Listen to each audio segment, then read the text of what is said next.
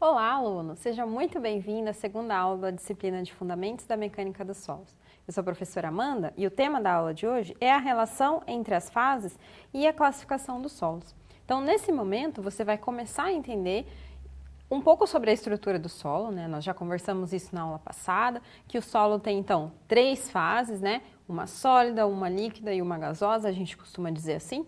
Sendo que a líquida é a água que está presente nos vazios, a sólida é a própria partícula do solo e a fase sólida, líquida e gasosa é o ar que está presente lá no vazio também, junto com a água. Então, essas 3 porções dos solos, elas têm interação e elas nos ajudam a proporcionar os índices físicos do solo, que vão caracterizar como é que ele se comporta, certo?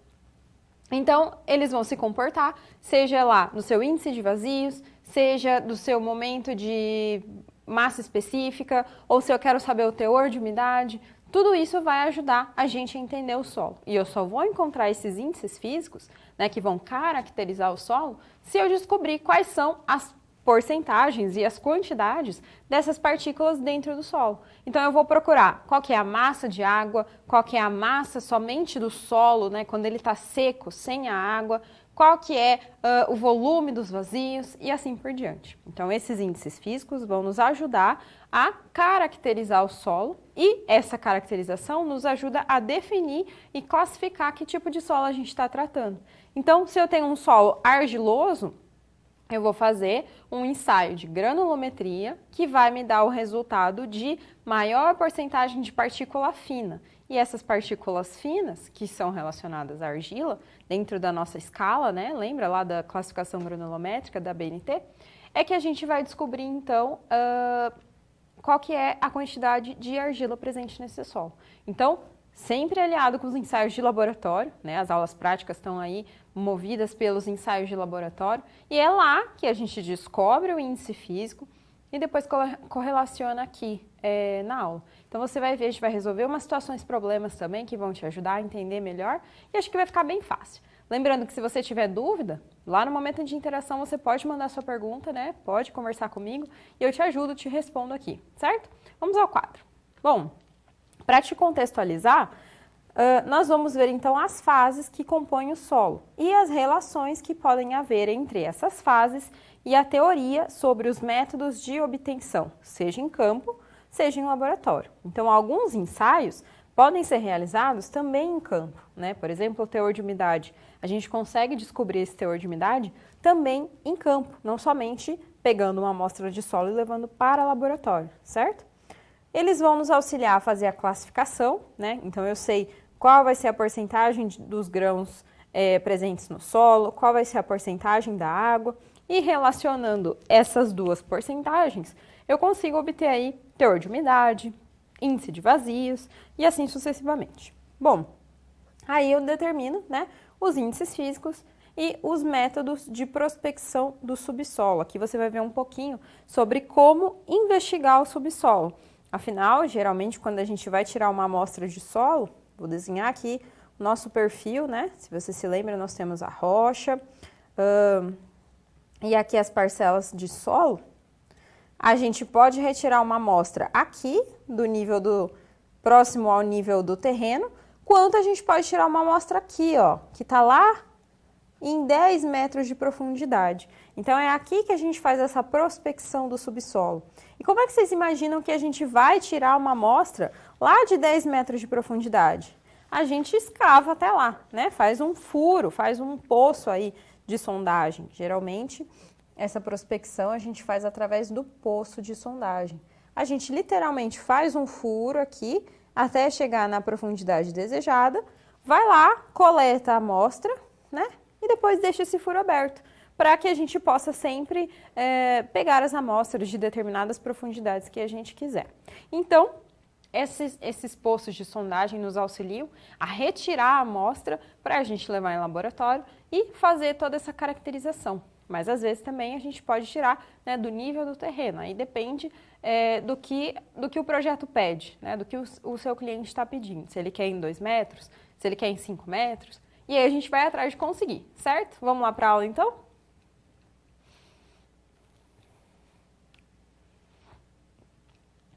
eu já vou começar falando sobre os índices físicos do solo. Eu quero que fique bem claro na sua cabeça quais são eles e, mais importante ainda do que a própria equação, eu quero que você entenda a correlação que um índice físico faz, para que se um dia você esquecer, você se lembre ao menos da correlação, né? Esquecer da equação, você se lembra da correlação.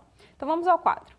Bom, primeiro a gente precisa começar a falar sobre a fase gasosa, líquida e sólida do solo, né? Então imagina que esse retângulo aqui que eu desenhei é um retângulo de solo. Aqui eu vou encontrar seja a fase gasosa, presente em função do ar, seja a fase líquida da água e a fase sólida, que são os grãos de solo, né? Lembra lá da nossa estrutura trifásica. Bom, nós temos aí essas três fases e cada uma delas tem um peso e um volume, né? Então, para que for peso, nós vamos chamar de P, e para que for volume, nós vamos chamar de V. Então, aqui eu quero que você entenda que nós temos o peso dos sólidos, né? O peso da água, nós costumamos, tudo que tem água dentro de solo, a gente costuma relacionar, água, a gente costuma relacionar com a letra W, tá? Porque tá em inglês, né, de water. Então, a gente fixa em W. Então, bom, peso da água e peso do ar. Como é muito difícil a gente medir o peso do ar, né, são partículas pequenininhas assim dentro lá do nosso índice de vazio, esse índice de vazio é bem pequenininho, não tem muito como a gente medir. Então, a gente admite que o peso do ar é zero, tá? Então, o peso total do meu solo vai ser a soma da água, peso da água, mais o peso dos sólidos, certo? Vamos lá para o volume, então. Nós temos o volume dos sólidos, o volume da água e o volume do ar. Aqui a gente consegue medir. Então, volume de água mais volume de ar vai ser chamado de volume de vazios. E o volume total vai ser aí a soma do volume dos sólidos mais o volume de vazios, tá? Lembrando que esse volume de vazios, ele é dado em função do volume da água mais volume do ar. Ou seja, eu estou somando essas três parcelas. Bom, uma vez que você entendeu, né, essas três fases do solo e os pesos e os volumes que elas nos mostram, vamos lá começar a entender, então, os próprios índices físicos, tá? Então, eu vou começar pelo teor de umidade, que é muito utilizado. Ele é dado em porcentagem, tá? E como é que eu sei, né, esse teor de umidade? Eu posso obter ele pela relação do peso da água presente dentro do peso dos grãos do solo. Então, eu vou descontar a parcela, né, da água em si e vou fazer aqui, né, para eu descobrir somente o peso do sólido e a minha relação entre a quantidade de água que tem presente dentro de uma porçãozinha de sólidos, ou seja, de grãos de solo, é o meu teor de umidade, tá? Então, ele é dado em porcentagem. Lembre-se que, geralmente, a gente vai obter esse valor em 0,016, por exemplo. Aí eu vou ter que multiplicar por 100 para chegar lá em 16%, tá? Bom, índice de vazios vai ser a relação do meu volume de vazios dentro, né, que está presente dentro do volume de sólidos. Esse item, índice de vazios, ele é adimensional. Então, eu não vou colocar nenhuma unidade de medida para ele. O número que eu descobrir vai ser o meu próprio índice de vazios, tudo bem? A minha porosidade, ela é em função do volume de vazios que eu tenho dentro de um volume total de solo, tá? Então, multiplicado por 100, porque ela também é dada em porcentagem. Então, a gente tem lá a mesma ideia dessa aqui. Eu acho que aqui eu acabei colocando um zero a mais, pessoal. Então, seria só 0,16 para eu chegar lá em 16%. Bom, grau de saturação é a quantidade de água, né, o meu volume de água presente dentro do meu volume de vazios. Lembrando que o volume de vazio é o volume de água mais o volume de ar. Então, eu quero saber, dentro desse volume vazio do solo, quanto que é de água? Ou seja, o quanto que está saturado. Deu para entender mais ou menos? E aí, eu multiplico por 100 também, porque é uma unidade que ela é dada em porcentagem. Vamos lá. Peso específico aparente natural. ele é a densidade do nosso solo. E densidade é simples, é massa por volume, né? Peso ali por volume. Dado geralmente em quilonewton por metro cúbico. Quando eu estiver falando em massa específica aparente, aí a minha unidade de medida vai ser em grama por centímetro cúbico. Vamos convencionar assim. Tudo que for peso vai ser dado em quilonewton por metro cúbico. Tudo que for massa em grama por centímetro cúbico, certo? O peso específico seco é a quantidade de sólidos que eu tenho presente dentro de um volume, né? A densidade, digamos aí, dos meus sólidos dentro do meu volume total. Geralmente a gente chama aqui, né? Coloca esse D para referenciar o seco. Então, gama D. Peso específico saturado. Então, é a quantidade do meu solo, a densidade do meu solo que está saturada. E aí eu vou pegar a porção de sólidos, a densidade dos sólidos e vou somar com a densidade, o peso da água dividido pelo volume de vazios. Já que eu não tenho, né, um peso de vazios aí, o peso do ar, por exemplo. Peso específico real dos sólidos é somente a densidade dos sólidos, certo? É mais ou menos como esse aqui, só que agora focado em sólidos. E densidade real dos grãos, por último, que é a densidade dos sólidos dividido pela minha densidade da água. Geralmente a densidade da água é 1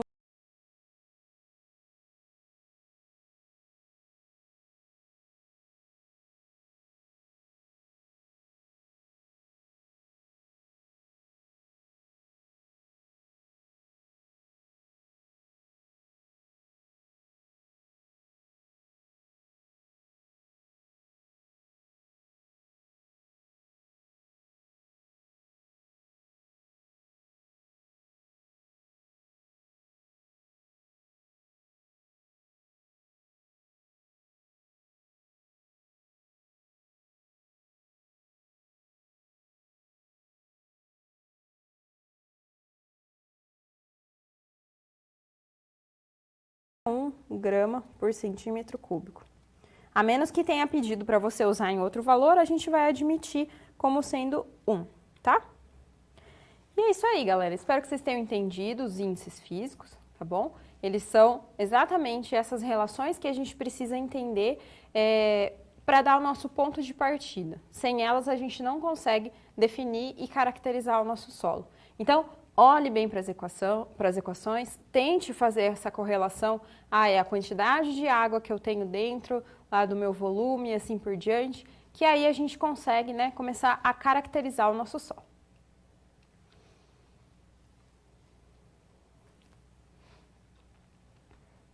Como eu determino esses índices físicos do solo, né? Eu disse para você que a gente pode tanto fazer laboratório quanto em campo. Aí depende muito do tipo de ensaio que eu tenho à disposição, né? De repente eu não tenho um laboratório próximo da minha cidade, então eu vou e faço lá um ensaio de campo, os que forem possíveis de fazer no campo. Os que eu posso pegar o solo, guardar num saquinho e levar para o laboratório é melhor, porque daí eu tenho um controle maior dos resultados, né? Eu tenho um controle, se eu estiver fazendo o ensaio conforme a norma, né, os procedimentos da norma certinho, eu tenho um controle maior. E assim eu tenho um resultado mais preciso, né? A gente já viu a importância dessa caracterização dos índices físicos numa SP da aula passada. Se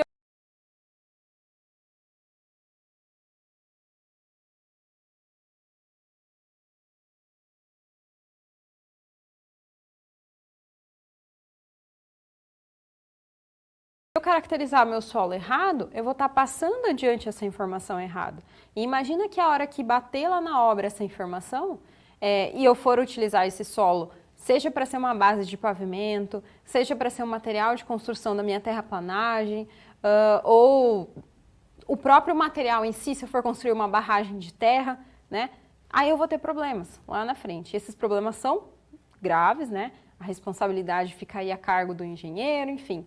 Dá um trabalhão. Então, o bom é entender mesmo, confiar no laboratório, confiar no ensaio que você está fazendo, para não ter dúvida. Vamos ao quadro.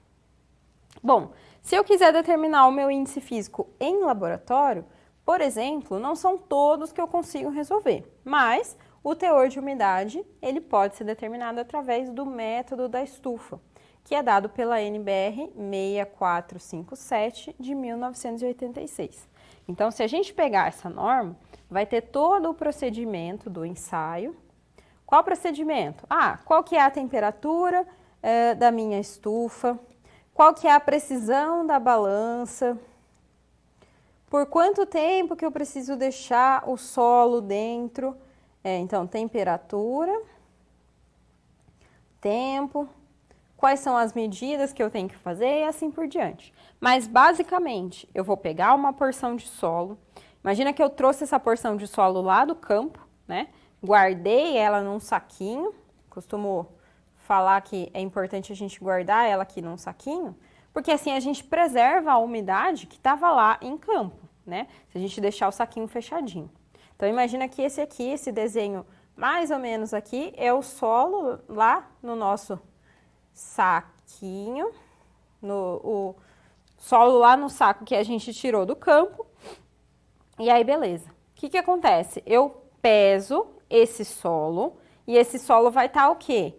Com a presença de água ainda, com a presença, o seu peso do ar, né? Que é aquilo que a gente não consegue medir. Mas, enfim, o mais importante aqui é que vai estar com a presença de água.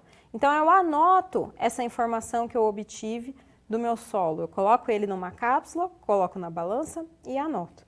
E depois eu mando ele para a estufa para ficar pelo menos 24 horas. Então, a gente já sabe aqui que o tempo é 24 horas, numa temperatura de 105 graus Celsius.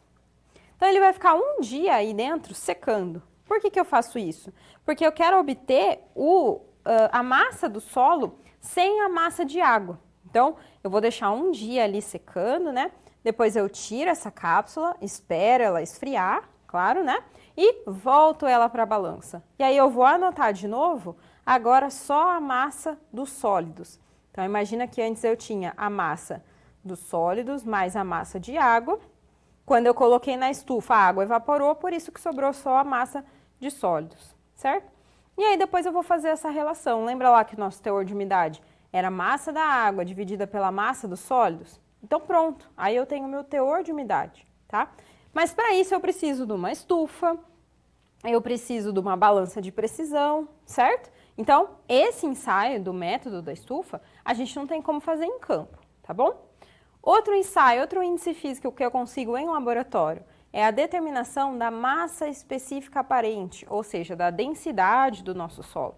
Mas essa norma aqui, a NBR 10838, ela nos diz que a gente consegue determinar a massa específica aparente de amostras indeformadas através da balança hidrostática. Muito bem, então observe essa foto aqui. A gente estava lá em laboratório com uma massa de solo indeformado, tá vendo na mão aqui dessa pessoa que está fazendo o corte dessa massa? Então ela está indeformada. Ou seja, do jeito que eu tirei ela do campo, ela tá aqui na mão dele. E aí ele tá talhando essa massa, cortando, até ela ficar essas bolinhas aqui que você tá vendo aí na sua tela. E aí o que acontece? Eu vou imergir essa bolinha dentro de cera, de vela, né? Para vedar todos os poros do meu solo. Ou seja, eu não quero que entre água, não quero que entre ar, e eu também não quero que esse solo perca a água presente nele, já que é uma amostra indeformada. Então, eu quero saber o real, a massa específica aparente mesmo, que está lá em campo. Bom, aí a minha bolinha vai ficar assim, ó, como essa figura aqui, né? Toda ali coberta por essa cera de vela derretida aí. E depois eu coloco ela numa balança hidrostática, ou seja, dentro da água, né? Eu vou fazer o peso dela através dessa balança hidrostática e assim eu vou obter qual que é a massa do meu solo mesmo, a massa total do meu solo, dentro do volume que eu tinha, para eu determinar a minha massa específica aparente, né? Já que eu quero lá a minha densidade, certo? Então eu preciso vedar todas os poros dessa minha estrutura, para que não entre e não saia nada. E aí eu consigo ter a densidade real, né, do que está acontecendo. Outro índice físico que eu posso determinar é a massa específica dos sólidos, ou seja, só dos sólidos que estão presentes dentro da minha estrutura trifásica, tá? Então, eu vou estar determinando isso aqui. Massa dos sólidos dividido pelo volume dos meus sólidos. Só que eu não consigo fazer isso, né? Eu não consigo secar completamente a minha amostra, tirar o ar dela, pegando mesmo o solo, levando para a balança, enfim. Então, eu vou determinar através do ensaio do piquenômetro, que é dado pela norma NBR 6508. Então, eu vou pegar uma porção de solo, colocar no meu piquenômetro, vou falar aqui a grosso modo, né? Vou colocar no meu piquenômetro, vou acrescentar água destilada, tá? Até que ela fique assim.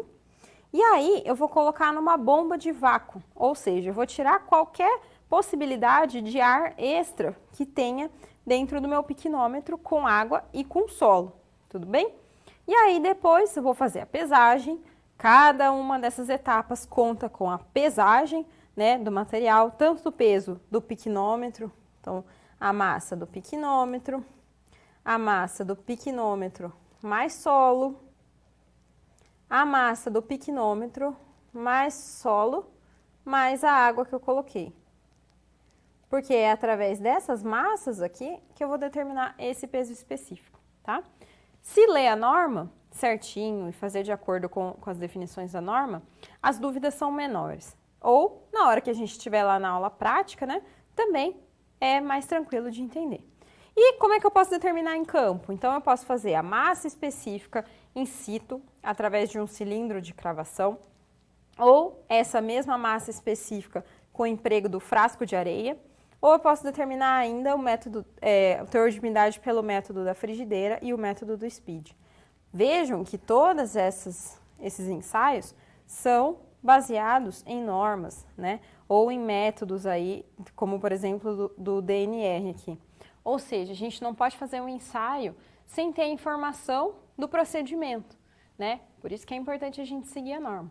Mas são ensaios que a gente pode resolver tanto em campo quanto em laboratório. Basta aí do interesse, né? Do interesse do projeto que você está trabalhando, do interesse do seu cliente ou do seu próprio interesse, se você quiser caracterizar o solo também.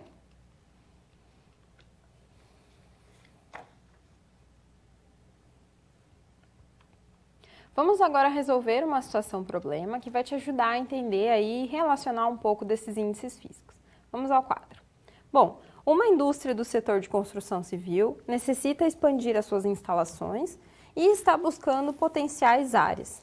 Você foi contratado para acompanhar o projeto, né, devendo fornecer informações técnicas das jazidas de materiais.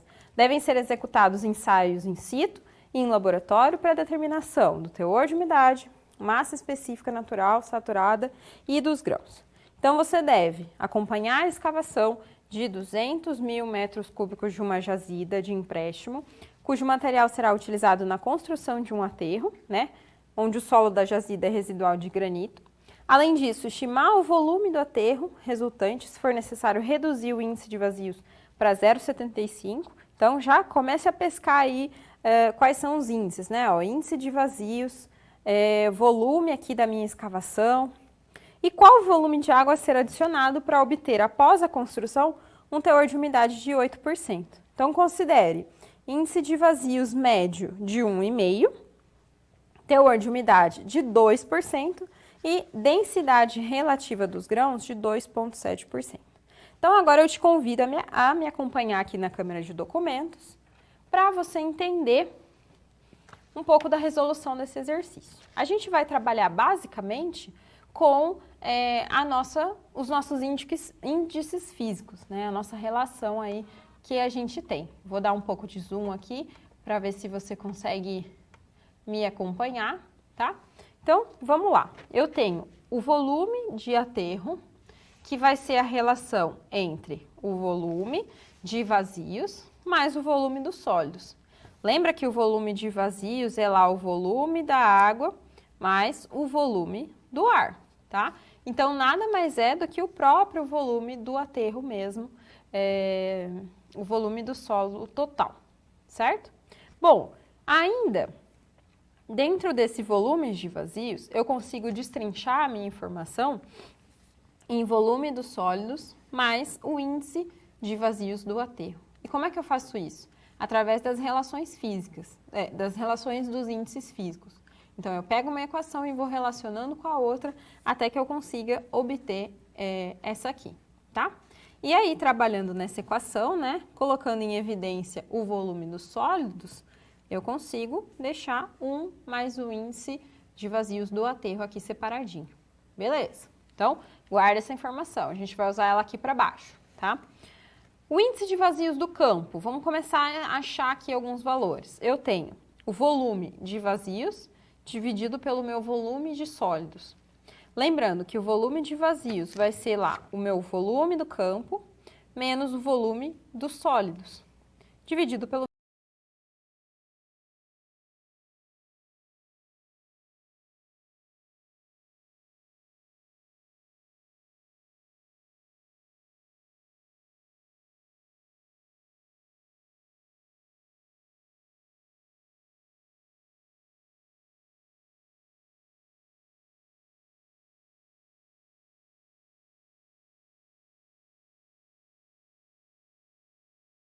volume dos sólidos. Então, mais uma vez, né? Tirando aqui o volume dos sólidos da equação, vai me sobrar volume do campo dividido pelo volume dos sólidos menos 1.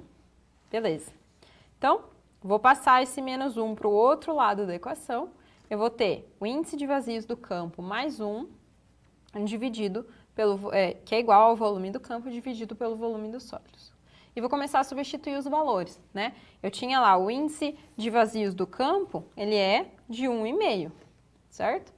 Aí, mais 1, o meu volume do campo é o meu volume da escavação, então 200 mil metros cúbicos, e agora eu vou descobrir esse volume de sólidos. E aí eu tenho a opção, né, trabalhando nessa equação, eu encontrei que o meu volume de sólidos é 80 mil metros cúbicos. O que que isso representa? Que dentro dessa minha escavação de solo de 200 mil metros cúbicos, né, esse volume todo, 8 mil metros cúbicos é somente sólidos, tá? Então, agora que eu tenho a informação do volume de sólidos, eu arrasto essa equação aqui para baixo, para agora eu entender, para eu obter qual que é o volume do meu aterro. Então, 8.000, né, que está representando o meu volume dos sólidos aqui, 1 mais o índice de vazios do aterro, que está aqui, né, 0,75, que foi dado para a gente no enunciado. Então, qual que é o volume do meu aterro? 140 mil metros cúbicos, tá? Que a gente obteve aqui, nessa parcela. Beleza, então eu obtive, né, o volume do aterro, volume dos sólidos, e agora vamos obter qual que é o volume de água para que precisa ser adicionado para que eu passe de 2% de umidade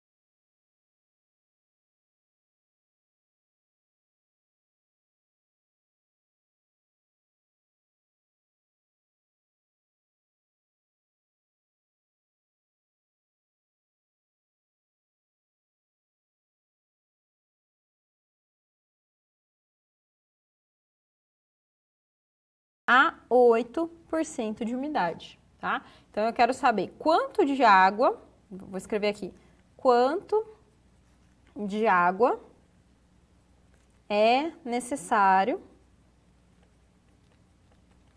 para eu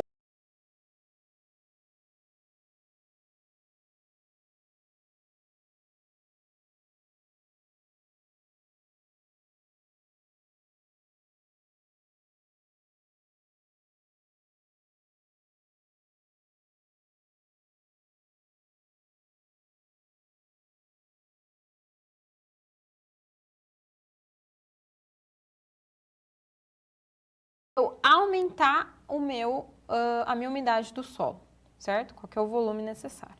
Então, vamos lá. Eu tenho tanto para o aterro quanto para a jazida, que é o lugar, né, onde está todo o meu solo, que eu vou mexer para colocar no meu aterro.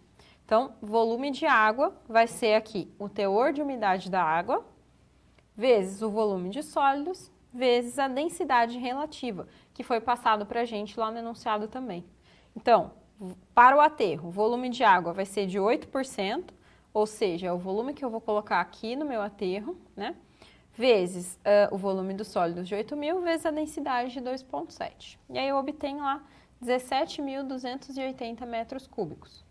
E aí o meu volume da jazida vai ser 2%, porque a minha jazida está com 2% de umidade, vezes 80.000, vezes 2,7. E aí eu obtenho 4.320 metros cúbicos. E aí o meu volume de água, então, vai ser os 17.280 menos 4.320, ou seja, 19.600 metros cúbicos, que vai ser o meu volume de água para ser adicionado no aterro, certo? Bom, vamos ao quadro. Aqui estão as respostas, então, né? O meu volume de aterro que eu obtive foi 140.000 metros cúbicos e o volume de água, 12.960 metros cúbicos. Ou seja, eu preciso acrescentar tudo isso de água para que eu consiga fazer o meu aterro passar de 2% de umidade a 8% de umidade. Aí ele ainda pergunta se tem impedimento da gente poder utilizar esse solo da jazida, né? Mas em termos de propriedade geotécnica, para a gente poder utilizar esse solo residual de granito como jazida, não tem impedimentos. Ou seja, eu posso pegar e utilizar essa quantidade de solo para fazer o meu próprio aterro, tá? E o volume de solo necessário para o aterro está dentro do volume total da minha jazida. Veja só, eu tenho lá 200.000 metros cúbicos de solo disponível. E eu vou pegar só 140.000, um pouquinho mais da metade ali. Ou seja, então o meu solo ele é suficiente para que eu possa fazer o aterro. Certo, pessoal? Então aqui nessa situação problema a gente conseguiu aplicar um pouquinho, conseguiu entender um pouquinho, né? Qual é a aplicação dos índices físicos? Então, nem sempre é só para determinar a caracterização do solo, mas sim para a gente entender também quanto de água que a gente vai precisar, qual que é o teor de umidade, o seu índice de vazios e assim por diante, certo? Espero que tenha ficado claro aí para vocês.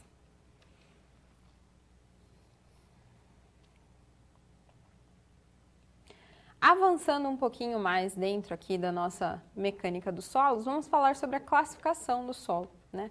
Para que eu faço toda a minha caracterização de índices físicos, de quantidade de argila, quantidade de areia, tudo para que eu possa classificar o meu solo. E classificar vai ser basicamente dar o nome do solo, né?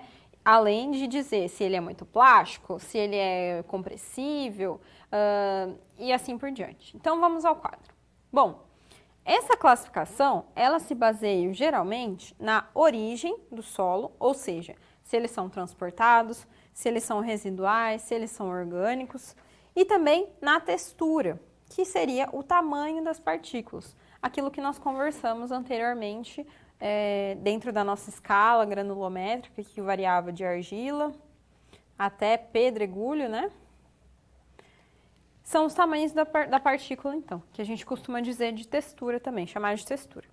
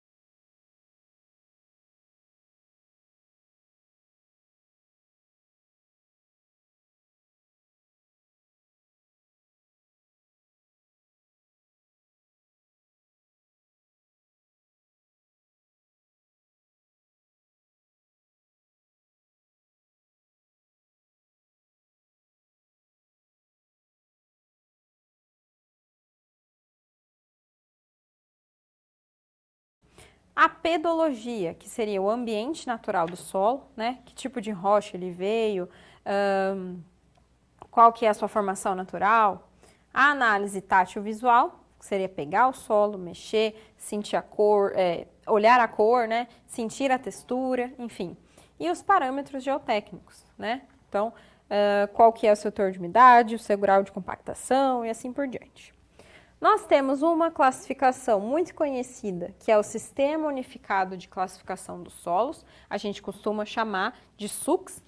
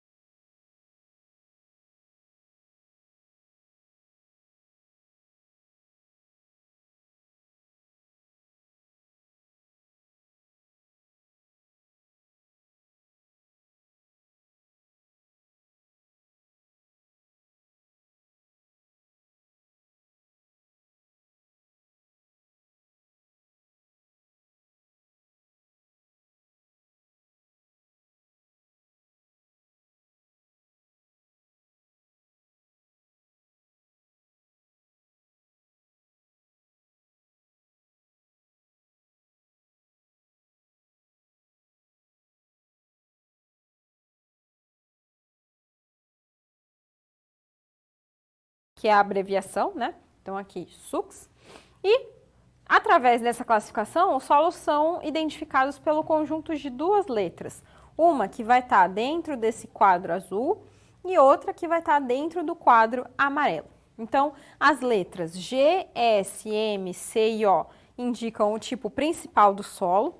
Então, G, pedregulho, S, areia, M, silt, C, argila e O de solo orgânico. Essas letras são em função dos nomes em inglês, tá? Então, por isso que não tá batendo, né, o A da argila com o A do solo, mas sim C, tá? Porque tá em inglês. Beleza. E aí, As letras aqui do quadrinho amarelo, W, P, H e L, correspondem a dados complementares do solo. Então, W se ele for bem graduado, P se ele for mal graduado, H se ele tiver uma alta compressibilidade e L se ele tiver uma baixa compressibilidade. Além disso, nós temos aqui uma classificação que se chama PT, que são com relação às turfas. Para classificar por esse sistema, o primeiro aspecto é considerar a porcentagem de fino presente no solo.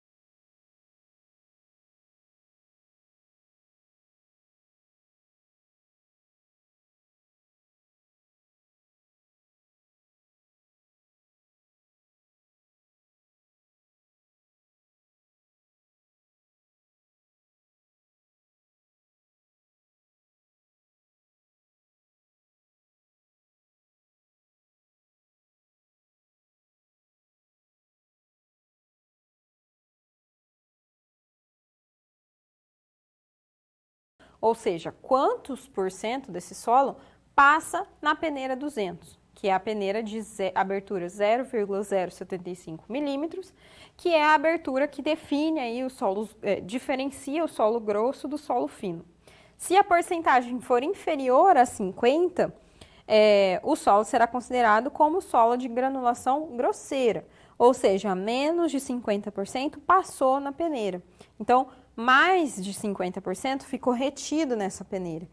E isso quer dizer que são solos mais grossos. Se ele for superior a 50, o solo vai ser considerado de granulação fina, ou seja, mais de 50% passou na peneira e por isso ele é solo fino. Se o solo é grosso,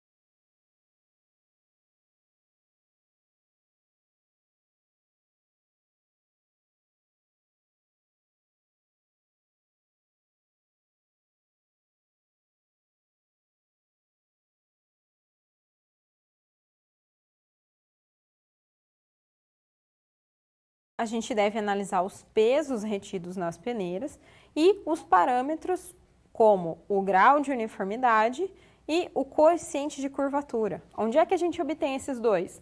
Lá da granulometria, da nossa curva granulométrica. Lembra lá da aula passada? Então, de lá que a gente obtém esses valores. Se o solo é fino, eu faço uso da carta de plasticidade. Além disso, eu tenho a classificação TRB, que significa Transportation,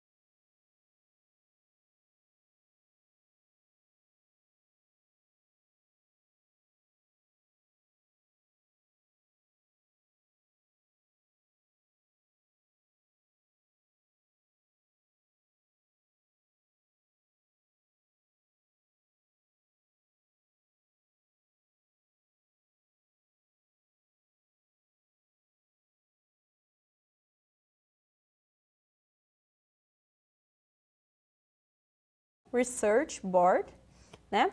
E é uma classificação aplicada às estradas, ou seja, o meu tipo de solo que eu vou utilizar para construir pavimentos, né? Para ser fundação aí de pavimentos. Aí eu vou precisar de um índice de grupo, que é IG, e ele é em função da porcentagem em peso do material, com um diâmetro menor do que o que passa na peneira de 0,75 milímetros, do limite de liquidez e do índice de plasticidade. Lembrando que IG é um número inteiro, que ele serve para dimensionar camadas de pavimentos, e aí ele vai diferenciar os solos em grossos e finos através dessas nomenclaturas, né? A1, A2, A3 é solo grosso, A4, 5, 6 e 7 é solo fino. E além disso, eu tenho ainda o MCT, que é a classificação miniatura, compacta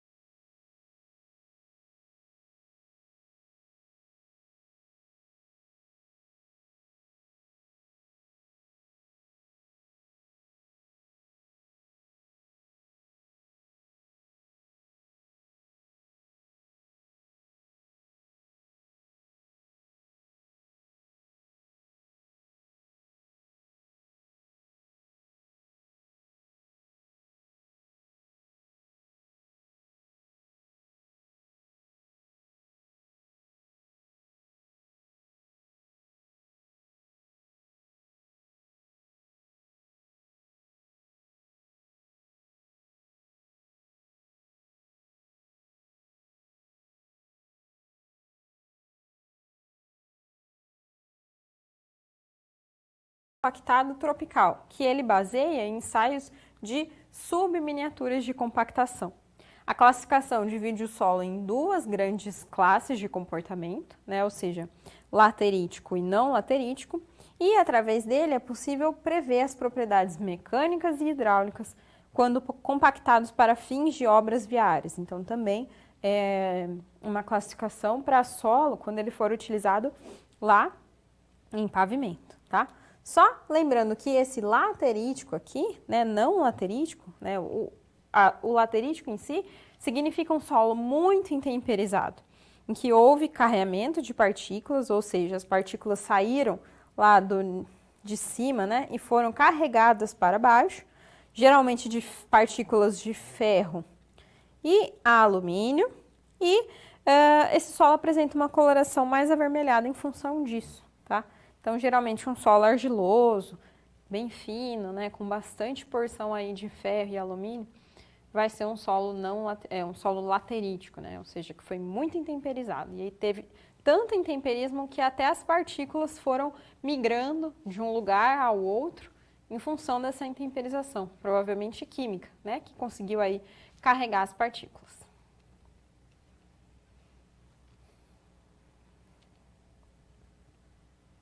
Agora é o momento que eu deixo para você tirar umas dúvidas, né? Então, se você tiver pergunta, pode mandar para o tutor.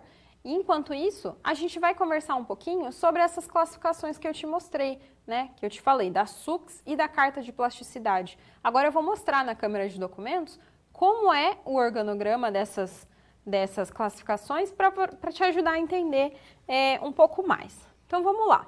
Primeiro, eu estou com o método da SUCS aqui, né? Para solos grossos. E aí, o que ele mostra?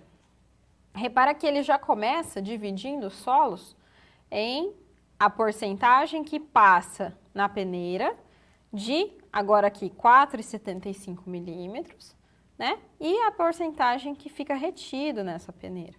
Porque assim, esse 4,75, essa abertura de 4,75 milímetros, é o que vai diferenciar os solos grossos.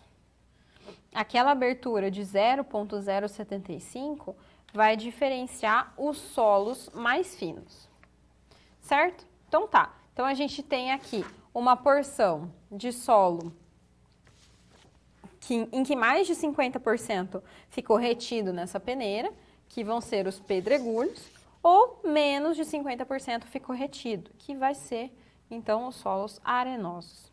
E aqui, vou pegar aqui um exemplo, então, em que 5 e 12% desse solo passou na peneira de 0,075. Ou seja, uma porção muito pequena de solo passou nessa peneira fina, né? E aí, o solo pode ser classificado tanto quanto GW ou GM. O que vai nos ajudar a diferenciar um solo do outro? Outros ensaios de laboratório, ou uma análise visual tátil, porque a gente consiga ver esse solo, né, sentir mesmo a diferença. Mas GW, por exemplo, eu estaria falando de um solo pedregulho, GW, então, seria um pedregulho, e W de bem graduado. Certo? Agora, GM seria um pedregulho siltoso, né? Porque o M se refere a silt. Certo? Então, basta com que eu olhe para o solo, faça a classificação granulométrica também, para poder entender, né? O peneiramento a gente já vai ter que fazer, porque senão a gente não consegue diferenciar um solo do outro. Enfim, pegando uma areia aqui, mais de 12% passaram na peneira de 0,75. Então, uma porção de fino passou na peneira. Esses finos podem ser ou ML ou MH, ou CL ou CH. O que vai me ajudar a diferenciar? O ensaio de sedimentação, que aí eu vou descobrir o que é mais fininho, que seria argila, ou o que é um pouquinho mais grosso do silt, certo? E aí eu vou lá, então, vamos supor que era uma argila, um CL, uma argila de baixa compressibilidade. Então, CL, argila com baixa compressibilidade. E aí eu vou encontrar um SC, ou seja, uma areia SC, uma areia argilosa, um S, né, de areia e um C de argila, certo?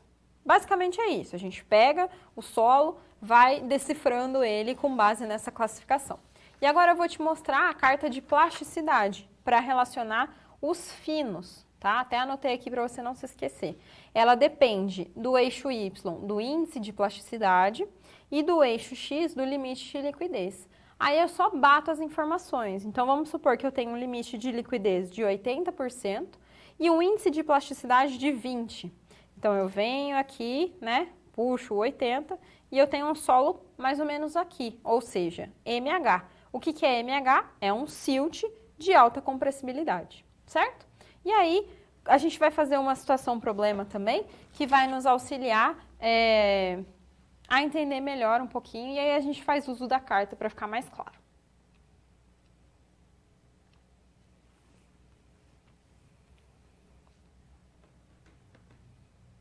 Vamos fazer agora uma situação-problema para ajudar a gente a classificar o solo. Vamos ao quadro.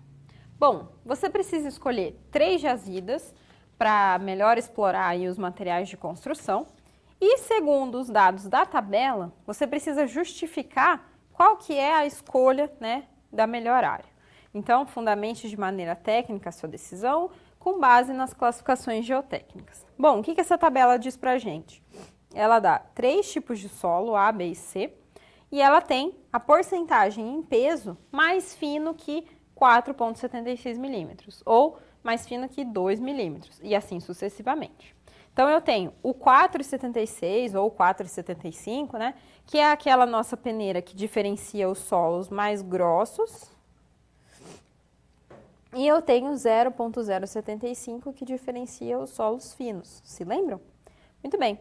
E aí, por exemplo, no solo A, 100% é mais fino do que 4,76. Então, eu tenho um solo mais caracterizado para fino, né? Então, 62% passou na peneira de 0,75. Quer dizer que ele é bastante fino. Aqui, olha o contrário. 81%, né, passou nessa peneira, é mais fino que 4,75. Porém, quando chegou aqui no 0,75, só 10% é mais fino. Então, ele é um solo mais grosso, tá? E aí, limites de liquidez e limites de plasticidade. Eu fiz lá os ensaios, obtive 54, 38 de IP, 26 de LL e 16 de LP, e assim por diante. E aí, com isso, eu ainda posso encontrar o IP, né? Se eu subtrair o LL do meu IP, do meu LP, desculpa, eu obtenho aqui para o solo A 16 de IP, aqui 10 e aqui 3. Bom, vamos adiante. No solo A, então, ele é um solo fino, mais de 50% em peso das partículas passou pela peneira de 0,075. Ele possui 27% de argila e 35% de silt, portanto, ele é um solo siltoso. E pela carta de plasticidade, o solo é classificado como alta plasticidade. Então, só vou anotar aqui os valores. O meu IP do solo A tinha dado 16 e o meu LL do solo A tinha dado 54. Vamos para a câmera de documentos para você entender como encontrar aquele MH. Bom, o meu IP, 16%. Então, aqui é 10, deve estar por aqui. E aí, LL de 54. Então, o meu 50 está aqui e o 54 está aqui. Então, eu subo as minhas informações aqui, né, no gráfico e obtenho um solo que está dentro do MH. Se ele fosse um solo orgânico, ele seria OH. E como é que eu sei se ele é um orgânico ou se ele é um siltoso? Pela característica do solo, né? Um solo orgânico, ele é mais escuro, ele é mais preto, ele tem um cheiro mais característico, né? Porque tem material orgânico. Enquanto o solo siltoso é um solo mais fininho, de uma coloração diferenciada. Então, isso me ajuda a diferenciar. Vamos voltar ao quadro. Vamos agora para o solo B. É um solo grosso, menos de 50% desse solo em peso das partículas passa pela 0,075 milímetros. Aí tem predomínio da fração areia, ou seja, do meu S. A classificação da SUCS aponta para S e W, e pela carta de plasticidade, o solo é classificado como SC. Sendo assim, o solo é SW, SC. Daí você pode pegar esses valores e jogar lá dentro da nossa carta da SUCS para entender. E solo C, para a gente finalizar, ele pode ser tanto um solo grosso ou também um solo fino, porque 50% desse solo passou na peneira de 0,075 milímetros, né? Eu vou voltar aqui um pouco na tabela para você ver o que eu estou falando. 50% é mais fino do que o solo, do que a peneira de 0,75. Mas se ele é 50% mais fino, ele também é 50% mais grosso. Então, ele pode ou ser grosso ou ser fino, certo? Se ele for um solo grosso, ele corresponde a uma areia que tem finos, ou seja, mais de 50% passa através dessa peneira de 4,76 milímetros de abertura e mais de 12 passa na de 0,075. E pela carta de plasticidade, eu teria um solo SM, né? Se ele for um solo fino, ele pode ser ou ML ou OL. A gente, imaginando aí que ele não é orgânico, vamos chamar ele de ML, né? Então, eu teria um solo SM-ML, ou seja, uma areia siltosa e um silt aí de... um silt, o L acho que era bem graduado, né? Se eu não me engano. Não, de baixa compressibilidade, desculpa. Então, a gente teria uma areia siltosa, né? Com o silt de baixa compressibilidade. Então, é mais ou menos assim que a gente faz aí a associação, né? A classificação desses solos. Bom, vamos voltar ao quadro que ainda tem mais um pedacinho.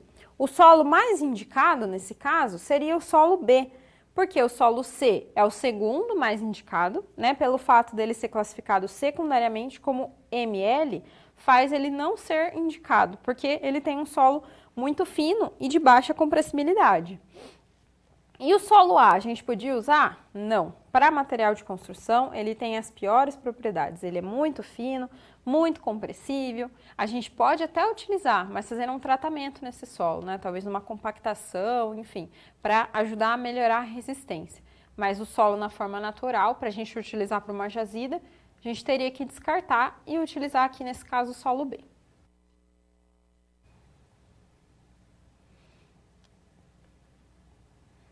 Vamos agora entender o conceito do teor de umidade, né? A gente comentou bastante sobre como obter esse teor de umidade lá em laboratório, né? Através do método da estufa. Comentei com vocês que a gente pega uma porção de solo, preserva ele dentro de um saquinho, porque daí a gente consegue controlar a quantidade de umidade que tem dentro do saquinho, impedindo que ela evapore se tiver num dia muito quente, ou se tiver num dia mais chuvoso, que essa umidade, né, entre dentro da nossa partícula de solo. E aí a gente leva para a estufa, deixa secar bem, mas antes pesa esse solo com a água presente dentro dele e depois de seco a gente pesa de novo para obter só a massa dos sólidos. Através dessa relação a gente obtém o teor de umidade, certo? Vamos ao quadro. Bom, em laboratório, ela vai ser a relação entre o peso da água e o peso dos sólidos, né? A minha quantidade aí de água presente dentro de uma quantidade de sólidos. Eu peso o solo no estado natural, seco em estufa até 105 graus Celsius e essa temperatura é para que a gente atinja uma constância de peso, porque a partir de 100 graus ocorre a evaporação da água, certo? Então, se eu deixo o meu solo com presença de água evaporando em 105 graus Celsius durante 24 horas, eu consigo obter uma constância de peso. E então, depois que eu tirar esse solo da minha estufa, eu espero a minha cápsula de solo secar, né? E peso novamente. Se por acaso a temperatura for inferior a 105 graus Celsius, essa informação tem que ser anotada. Lembrando que 105 graus Celsius é o que a norma disse para a gente utilizar. Então, se por acaso na sua balança você não conseguiu chegar até em 100 graus Celsius, você anota essa informação e talvez deixe a sua deixe a sua estufa, desculpa, funcionando por mais tempo, né? Mais do que 24 horas. Bom, nós temos aqui a norma que rege, né, os procedimentos desse ensaio, que é a 6457, e isso é um ensaio de laboratório. Eu posso fazer também um ensaio de campo. Eu comentei com vocês sobre o ensaio do método da frigideira e o método SPEED, né? Na verdade, eu meio que falei deles. Então, agora vamos entender um pouquinho mais. O método da frigideira, ele é dado aqui por um método de execução do DNR, né, o 086/64. Geralmente, esse barra 64 aqui se refere ao ano em que foi publicado esse método executivo. Bom, é um ensaio que nos dá uma resposta mais imediata, porque eu estou levando todo o meu equipamento, né, a minha frigideira aí lá para campo, e em seguida eu já obtenho o resultado. Então, ele é um método de resposta imediata que é muito utilizado em projetos de engenharia já na fase da execução. Então, para aquela fase em que eu não tenho mais tempo de pegar o meu solo, levar para o laboratório, esperar 24 horas e assim sucessivamente, tá? Então, é um ensaio de resposta mais rápido, para aquela hora em que eu estou com um pouco mais de pressa, né, e quero resolver o ensaio de maneira mais rápida. Bom, e aí nós temos também o método do SPEED, que é um outro método publicado pelo DNR, que é o 088, tá?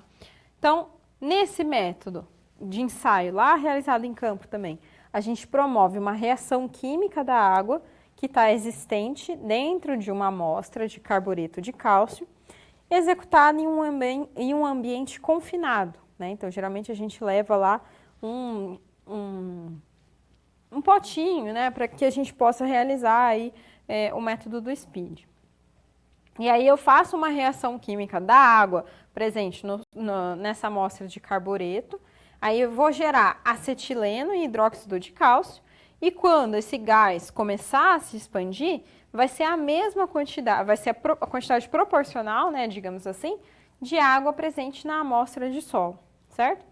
Um ensaio em campo, né, pode ser realizado lá naquela fase já executiva, um ensaio mais simples, né, do que esperar 24 horas dentro da estufa. Enfim, esses dois ensaios podem ser usados em campo. Confesso para vocês que eu nunca vi sendo realizado. De teor de umidade eu já fiz, né, algumas vezes, fiz na aula prática também, é um pouco mais fácil, mas esses dois ensaios eu nunca vi. Eu profissionalmente falando, nunca vi. Mas sei que é muito utilizado também aí em várias obras, né?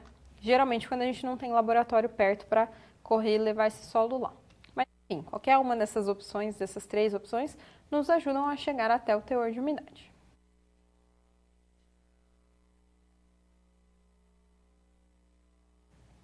Vamos agora falar sobre o peso específico do solo e como obter, né, esse ensaio aqui, então, vamos agora ao quadro. É a relação entre o peso e o volume do solo. Então, é um ensaio mais simples, né? A gente tem lá massa por volume. E aí, a gente obtém aqui o peso específico aparente, que a gente costuma chamar de gama. Lembrando, se for em peso específico, é dado em quilonewton por metro cúbico. Se for massa específica, aí é grama por centímetro cúbico, tá? Bom, então nós obtemos aí a relação entre o peso e o volume do solo, né? E lá em laboratório a gente obtém a massa e a norma exigente indica como obter a massa específica. Só que na prática é mais conveniente trabalhar com um peso específico, né? Em função dessa diferença aí de quilonewton por grama. Geralmente adota a aceleração da gravidade como 10 metros por segundo ao quadrado para transformar a massa específica em peso específico, né? A diferença aqui de grama por centímetro cúbico para quilonewton por metro cúbico, a gente multiplica por 10, né? Que é isso que está falando aqui, 10 metros por segundo. Enfim, isso são só considerações de dimensionamento mesmo, né? Mas aí ela é dada pela norma NBR 9813. você já viu que lá em laboratório a gente pode obter essa massa específica aparente pelo emprego da balança hidrostática.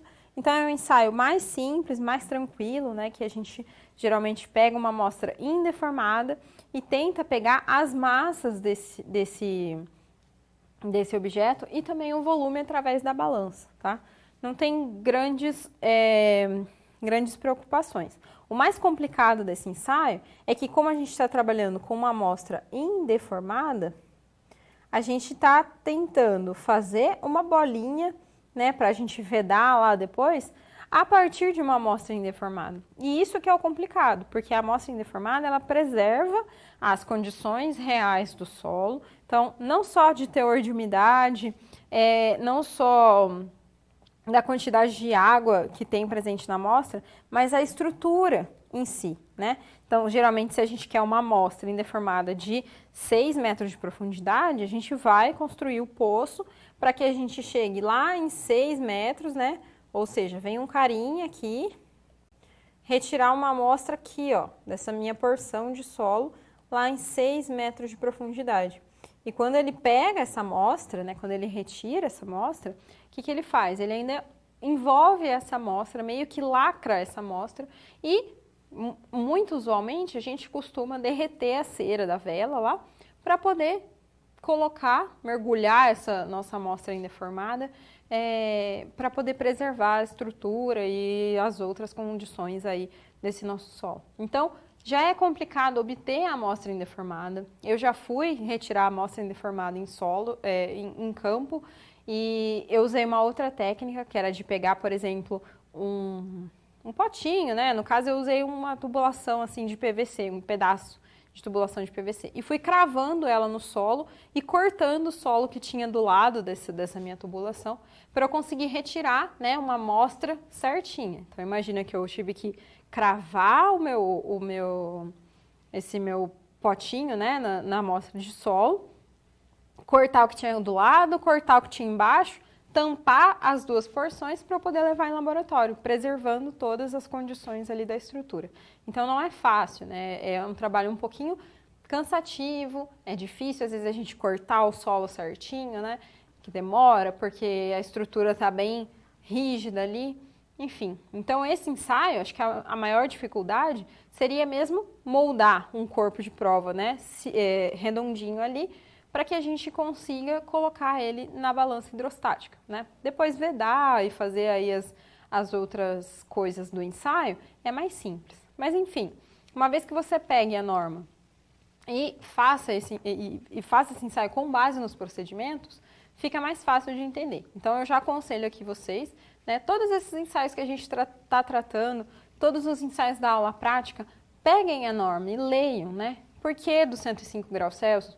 Por que quanto tempo que eu tenho que deixar a minha amostra na estufa?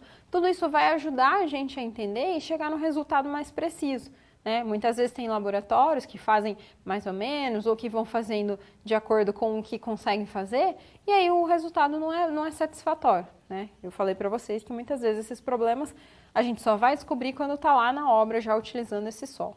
Então, muito cuidado. E tenham esse hábito, né? Peguem a norma, tá inclusive disponível para vocês no próprio AVA, né? Peguem a norma, leiam, e aí vocês vão ter noção, né, do procedimento em si, vão entender um pouquinho melhor do que a gente está falando aqui.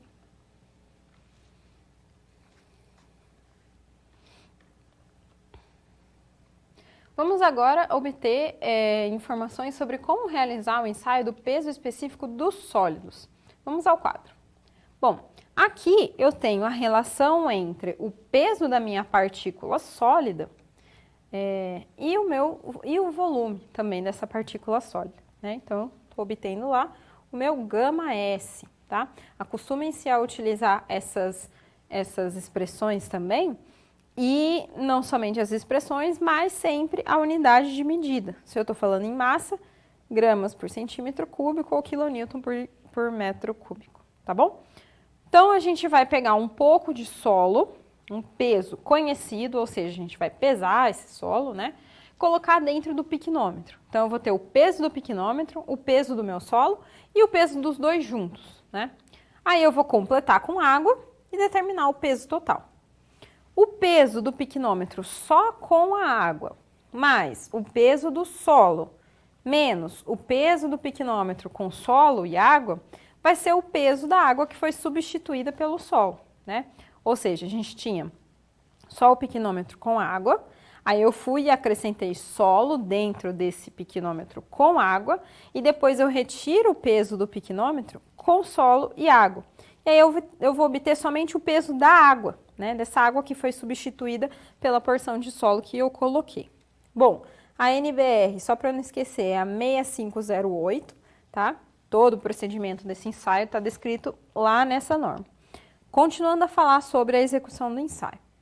Desse peso, eu vou calcular o volume de água que foi substituído pelo volume de solo e eu vou admitir esse volume de água como sendo o meu volume do solo, tá? E aí, com o peso e o volume, eu obtenho o peso específico. Parece difícil, mas não é. Bom, o índice de peso específico dos sólidos não permite identificar o solo em questão, mas ele é necessário para calcular outros índices. O que isso quer dizer? Que esse peso específico dos sólidos não me mostra uma classificação de solo, mas é através dele que eu consigo partir e obter outros índices, tá? Ele vai ser útil aí nesse caso. Então, acompanhe o desenho aqui, caso você tenha ficado com um pouco de dúvida. Eu tenho um piquenômetro com água, né? Vou pesar esse piquenômetro com água aqui. E eu tenho uma porção de solo seco, ou seja, só o solo que eu peguei e já sequei ele em estufa para tirar a massa de água presente nesse solo, beleza? Então, aí eu pego esse meu primeiro piquenômetro aqui com água e completo de solo. Então, eu vou ter aí um piquenômetro cheio de água e solo e a diferença, né? Vou somar esses dois e subtrair esse, vai ser a minha água deslocada. E é essa água deslocada que vai ser utilizado para obter o volume do solo, que eu vou admitir que ele foi o volume de água substituído pelo solo. Por que é importante, eu comentei, né, da gente levar esse ensaio para uma câmera, para uma bomba de vácuo, para a gente retirar o vácuo? Porque eu não quero o ar atrapalhando aqui no meio do meu piquenômetro com água. Eu quero somente a informação da água que foi deslocada. Então, geralmente a gente ou aquece o piquenômetro com água para sair as bolhas mesmo, e depois eu coloco ele vedado numa câmera de bomba a vácuo para retirar todo o ar. Daí, quando retirado todo o ar, né, é que eu vou ter informação mesmo no piquenômetro completo só com solo e água. E esse volume da água é o volume que vai ser útil para a gente obter depois o meu volume de solo, tá? E aí eu faço a relação. Na situação problema vai ficar mais claro de você entender o que acontece nesses ensaios. E claro, na aula prática também, né? Você pode assistir o vídeo do ensaio de massa específica dos sólidos, que eu acho que vai te ajudar a entender, né, a ter conhecimento sobre o piquenômetro, sobre como que funciona a balança, enfim. Acho que vai ficar mais fácil.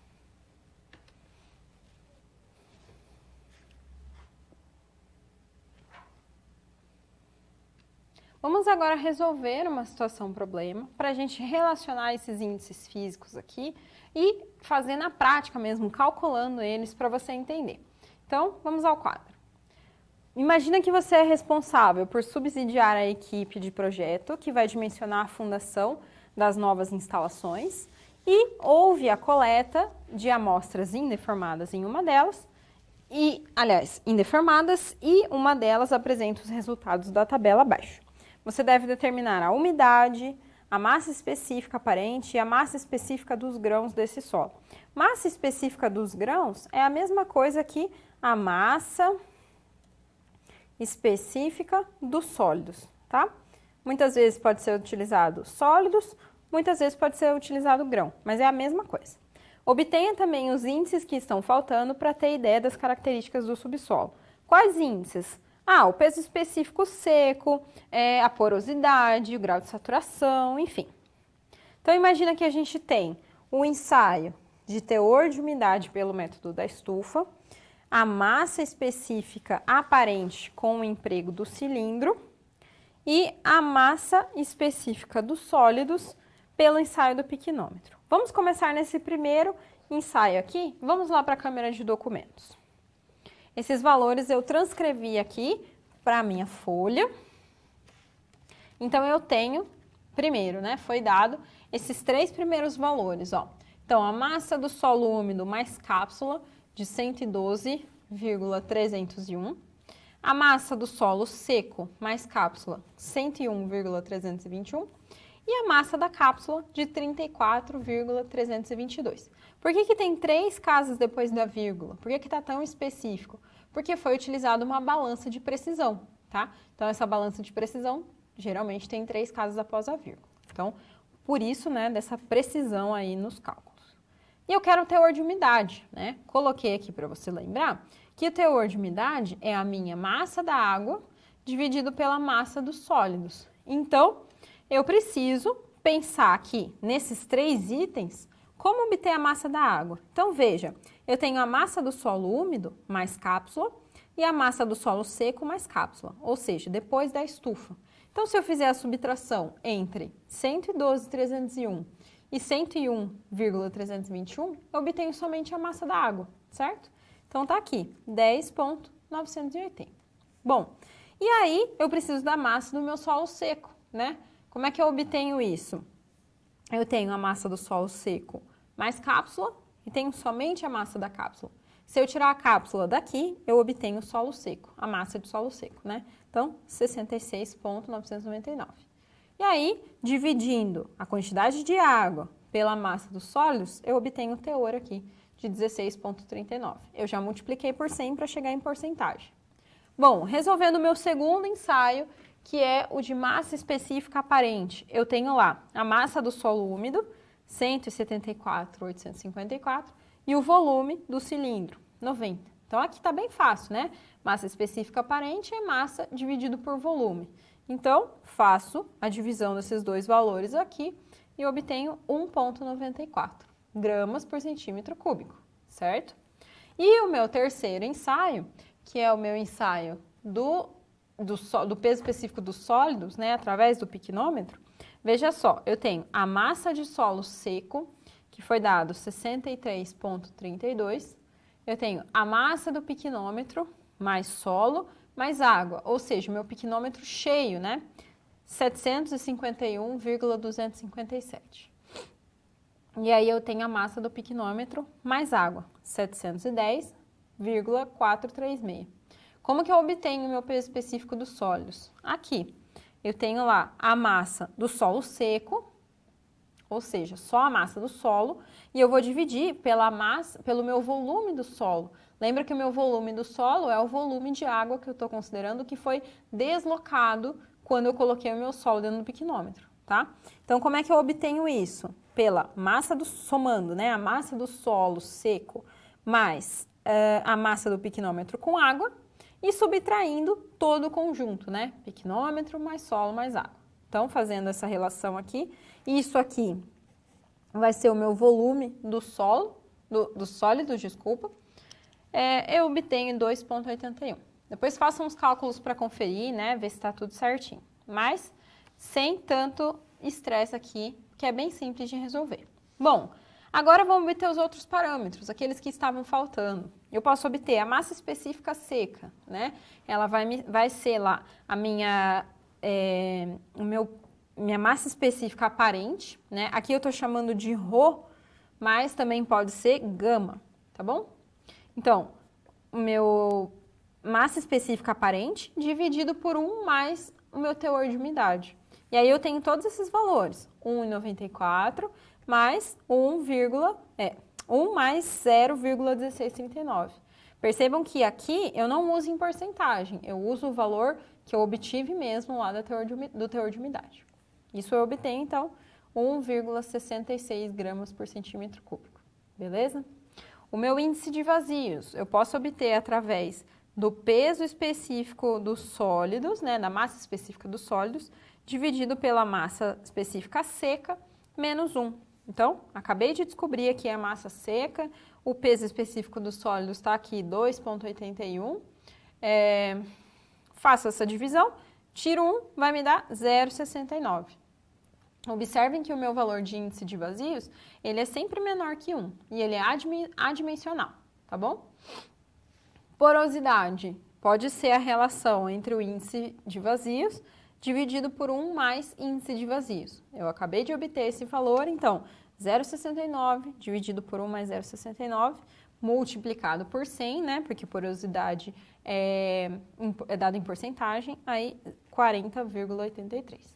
E por fim, eu vou obter ainda o meu grau de saturação, ou seja, pegar aqui o meu peso específico dos sólidos, ou minha massa específica dos sólidos, né, a gente está trabalhando em massa aqui, então vou pegar a massa específica dos sólidos, multiplicar pelo meu teor de umidade e dividir aqui pelo índice de vazios vezes a massa específica da água. Falei para vocês para a gente convencionar em 1, né? Mas o exercício aqui deu para a gente usar em 0,981. Beleza, sem problemas. Vamos jogar todos os valores aqui na fórmula e obter, em porcentagem, 68,04. Bem simples, certo? Vamos agora ao quadro. Eu coloquei aqui já os valores, né? Para você conferir depois aí dos índices que a gente descobriu. Tentem fazer para conferir os valores também e para tirar as suas dúvidas, né? Às vezes é difícil um pouco só olhar o cálculo sendo resolvido, mas na hora que você faz, você entende um pouco mais, certo? Então, refaçam aí e vejam se está tudo certo. Se não tiver, pode mandar suas dúvidas também.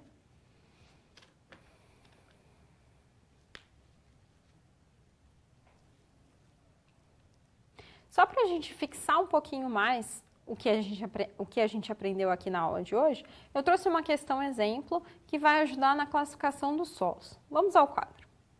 Bom, está aqui pedindo para você classificar esse solo que é inorgânico, ou seja, já descartar aí a opção, né, daqueles OH, OL, enfim, segundo a SUX. Então, a gente tem lá porcentagem que passa na peneira 200, 63%. Porcentagem retida na peneira 200, 37%. Porcentagem de pedregulho, 2%. Porcentagem de limite de liquidez, 51%. E porcentagem de limite de plasticidade, 26%. O que é interessante aqui que eu quero que você entenda? Percebam a porcentagem que passou na peneira 200, que é aquela peneira, vou colocar aqui, peneira 200, equivale à peneira de abertura 0,075 milímetros, que é aquela que diferencia os solos finos. Então, 63% do meu solo passou nessa peneira. Então, significa que ele é um solo fino, concorda comigo? Ó, 37% ficou retido. Então, bem menos da metade ficou retido lá no meu solo. Tudo bem. Aí eu tenho limite de liquidez e limite de plasticidade. Então, vamos lá. Fazendo o meu índice de plasticidade, vai ser LL menos IP. Então, eu tenho 51 menos 26, que resulta em 25. Aqui está escrito errado, confere aí. 25, tá? Então, eu peguei um pedacinho aqui da minha carta de plasticidade que mostra a porcentagem do solo que passou na peneira de 200 maior do que 35. No caso, a gente tem uma porcentagem de 63% que passou, né? Então, é bem mais do que isso. E aí, agora eu venho e olho o meu IP aqui no eixo Y e LL no eixo X. O meu LL é 51, né? Tá aqui, 51. Então, deve estar por aqui, assim. E o meu IP de 25. Então, por aqui, mais ou menos, né? Vamos no mais ou menos aqui. Então, eu tenho um solo que está dentro de A76, pela minha classificação da SUX, né? Lembra que a gente pode classificar o solo, tem uma classificação que usa o solo em A7, A1, A2, né? Quando o solo é mais fino, ele é A7, A3, A4, A5, A6 e 7. Bom, muito bem. Então, se eu olhasse aqui para essa carta de plasticidade, eu teria essa classificação, A7, 6. Se eu olhar para essa outra equação, para essa outra carta aqui, eu teria um solo A7CH e A8OH. Ele já diz pra gente que o solo é inorgânico. Então, essa minha classificação em OH, eu já descarto, né, esse A8. Então, vejam só, bateu, né, o solo A7 indica um solo CH. Bom, C se refere à argila e H se refere à alta compressibilidade. E como que eu sei isso, né? Eu sei em função dessas características aqui que eu tinha. Ó, eu falei para vocês que o solo era fino. Se eu olhar o meu limite de plasticidade, é mais de 50%, então é um solo muito compressível. Às vezes eu não preciso classificar o meu solo somente por esses índices físicos. Eu posso conferir também nessas cartas de plasticidade aqui e vão me ajudar a ter um panorama melhor sobre a classificação do solo. Certo, pessoal? Então, bem simples, né? Trouxe um exemplo aqui bem direto para que vocês entendam que, tendo as cartas na mão e tendo, claro, os dados dos nossos ensaios de laboratório, é fácil da gente poder classificar o nosso solo.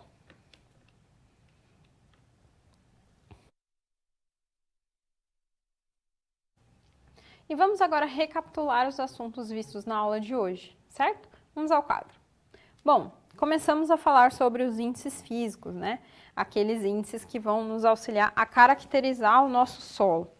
Eu posso determinar esses índices físicos em laboratório, mas eu também posso determinar alguns índices em campo, né? Não são todos os índices físicos que eu posso obter em laboratório e não são todos que eu posso obter em campo. Mas, se eu tiver um índice físico, eu posso obter vários, né? 2, 3, assim como a gente fez naquela situação problema. A partir de 3 índices físicos, ó, a gente tinha teor de umidade, massa específica aparente, massa específica dos sólidos. Através desses 3 eu determinei massa específica seca, índice de vazios, porosidade, grau de saturação, ou seja, um índice, ou 2 ou 3, me ajuda a obter muitos outros. E por isso é legal, né, esses ensaios de índices físicos aqui. Se eu fizer lá em laboratório, eu tenho que tomar todos os devidos cuidados, né, de pegar o meu solo. Se for uma amostra indeformada, eu preciso preservar as propriedades dessa amostra. Se for deformada, é mais fácil, né? Aí eu não preciso me preocupar tanto assim. E aí, através de todos esses índices, eu consigo classificar eles através da carta de plasticidade, através da SUX ou da TRB, né? Falamos de algumas outras na aula, mas eu separei essas 3 aqui, só para a gente relembrar. Bom, a carta de plasticidade, ela nos ajuda mais a classificar os solos finos, né? Eu preciso ter o LL e eu preciso ter o meu IP, para que eu jogue lá dentro do meu gráfico e obtenha os valores ali, a minha classificação, né? A SUX, ela é mais para solos grossos. Eu consigo também determinar bem, classificar bem os solos finos pela SUX. Tem uma outra porção ali do nosso gráfico, né, da SUX, que consegue determinar os finos. Mas ele é melhor classificado quando utilizado a carta de plasticidade, certo? Bom, com a SUX eu utilizo aí para os solos mais grossos. Depende, então, da porcentagem aí da fração do meu solo, né? Então, se ele é pedregulhoso, quanto por cento de solo que passou na peneira 4,75, quanto que ficou retido, né? Lembram-se disso? E eu preciso também, às vezes, do coeficiente de uniformidade e do coeficiente da curvatura lá da minha curva granulométrica. Então, eu necessariamente preciso fazer um ensaio de granulometria aqui para poder identificar esse meu solo. E a TRB é um ensaio que nos ajuda aí a classificar se o solo é bom ou não para ser utilizado para obras rodoviárias. Então, muitas vezes o nosso solo ele vai servir de fundação também para essas obras rodoviárias, né? E aí, como é que eu posso saber se meu solo é bom ou não para ser utilizado? Através dessa classificação. Vou te dar um exemplo. Aqui na minha cidade, né, em Londrina, que tem aquele solo argilo-mineral expansivo, né, argiloso, colapsível, cheio de problema.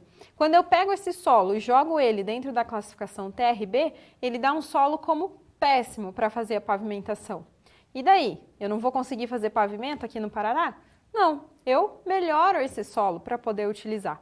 Então, às vezes, a classificação ela mostra para a gente um solo que não é bom, mas a gente já sabe que se eu melhorar o solo, eu posso utilizar. E um dos exemplos aí de melhoramento seria a compactação, que a gente vai ver na aula seguinte. Então, gravem isso na cabeça, já gravem aí que compactação melhora a resistência do solo, estuda aí para que a gente, na aula que vem, já volte e fale mais sobre isso. Agradeço a sua participação.